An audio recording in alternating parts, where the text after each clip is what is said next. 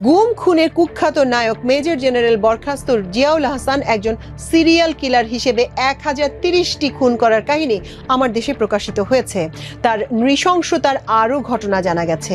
Major general অবসরপ্রাপ্ত তারেক সিদ্দিকের নির্দেশেই বেশিরভাগ গুম খুন তিনি করেছেন। তারেক সিদ্দিক নির্দেশ দিতে বিলম্ব করলেও জিয়াউল। বাংলাদেশের রাজনৈতিক ও সামরিক ইতিহাসে নতুন করে আলোচনায় এসেছে অবসরপ্রাপ্ত সেনা কর্মকর্তা জিয়াউল হোসেনের নাম। বিভিন্ন প্রতিবেদনে তাকে নিয়ে নানা গুরুতর অভিযোগ উত্থাপন করা হয়েছে। বলা হচ্ছে তিনি দায়িত্ব পালনকালে একাধিক স্পর্শকাতর ঘটনার সঙ্গে জড়িত ছিলেন।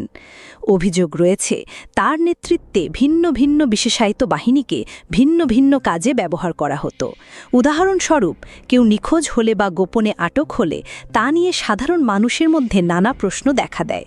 এমনকি সেনাবাহিনীর এক সদস্যের রহস্যজনক নিখোঁজ হওয়ার ঘটনাও আলোচনার কেন্দ্রবিন্দুতে উঠে এসেছে।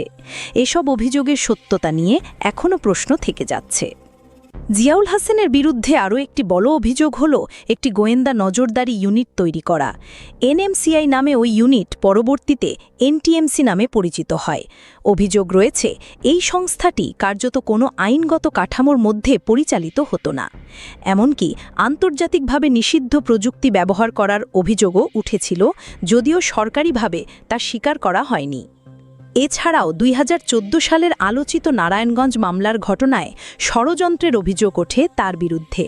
অভিযোগকারীদের দাবি উচ্চ পর্যায়ের নির্দেশে মামলায় কিছু নির্দিষ্ট ব্যক্তিকে জড়িয়ে দেওয়া হয়েছিল। তবে এই সব অভিযোগের পক্ষে সুনির্দিষ্ট প্রমাণ এখনও জনসম্মুখে আসেনি। গুম বা নিখোঁজ হওয়ার নানা ঘটনার তদন্ত করতে একটি গুম কমিশন গঠিত হয়। সেই কমিশনের প্রতিবেদনে বলা হয়, এসব ঘটনার প্রকৃত সত্য উদ্ঘাটন ও দায়ীদের আইনের আওতায় আনা না গেলে নিরাপত্তা বাহিনীর প্রতি মানুষের আস্থা দীর্ঘমেয়াদী ক্ষতিগ্রস্ত হবে। এদিকে আন্তর্জাতিক অপরাধ ট্রাইব্যুনাল গত 6 জানুয়ারি নতুন করে 11 জনের বিরুদ্ধে গ্রেপ্তারি পরোয়ানা জারি করেছে। তাদের বিরুদ্ধে অভিযোগ রয়েছে অতীতে সংঘটিত বিভিন্ন নিখোঁজ ঘটনার সঙ্গে তারা প্রত্যক্ষ বা পরোক্ষভাবে জড়িত ছিলেন। কমিশনের তদন্ত ও প্রসিকিউশনের প্রতিবেদনের ভিত্তিতে এই পরোয়ানাগুলো জারি করা হয়।